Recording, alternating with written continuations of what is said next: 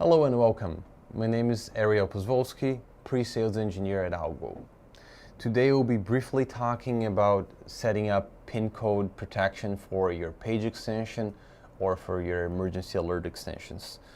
This feature is simple to set up, but yet very important to protect the extensions and anyone from accidentally dialing it and causing unnecessary panic possibly.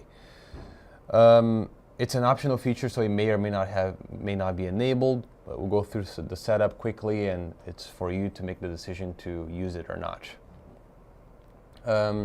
It's a numeric password. Maximum character count is 15, so anywhere between 1 and 15, you're free to set up the pin code.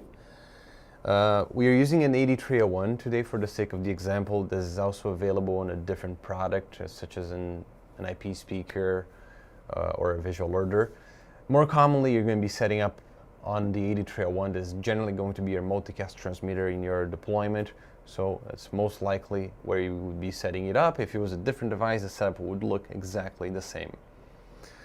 Assuming we already have our extensions registered, all that setup done in advance, we're just focused now on the actual pin code protection. So for paging, you'd go into Basic Settings tab. We'll navigate there. Once I get to Basic Settings, I'm going to head over to Features tab under Basic Settings. We'll scroll down a little bit on this page, and you have this entire section for inbound page settings. Heading down on that section, one item before the last one, we have Passcode Protected Page Extensions, which is disabled. That is the default setting.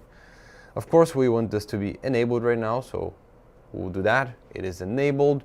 We could decide to apply it to all extensions or not. Right now, I'm going to leave it assigned to all extensions. We, of course, have to configure the passcode. I'm just going to say for the example 1234 is my passcode.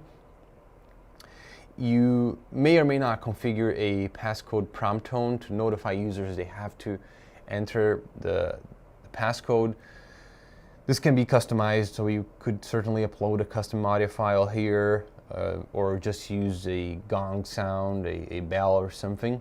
Right now I'm just going to set it to none, but again, it's up to you to set it up in whatever way you prefer, and we'll save it in the bottom right. That's it for page extensions. As you can see, the setup is very simple. For emergency alert extensions, it's going to be virtually the same setup, but in a slightly different section in the web interface. So head over there now, and bear in mind they're not mutually exclusive, right? You can set up one and not the other, or you may set up both. So they're completely independent settings. We'll now go over to Additional Features tab, and we'll head over to Emergency Alerts tab underneath Additional Features. For this setting to be displayed, you must enable Answer Inbound Call, right? Once this is enabled, you now get the option to also enable Passcode Protected Announcement extensions, which we definitely want on for the example. Once we have it on, the settings are, again, pretty much the same as the page extension. We'll enter the passcode. We'll do 5678 for the example. And a passcode prompt tone. We'll use maybe a gong sound for the example here. And on the bottom right, we'll save it. Important to notice, this will apply to all of your emergency alert extensions. So if you have it on, it applies to all. It's going to be the same passcode for all, or it may not apply it at all.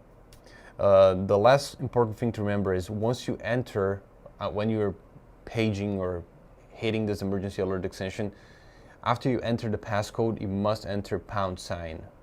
At that point, you'll have a voice path open if you're paging. If you are triggering the emergency alert, that's going to start playing at this point.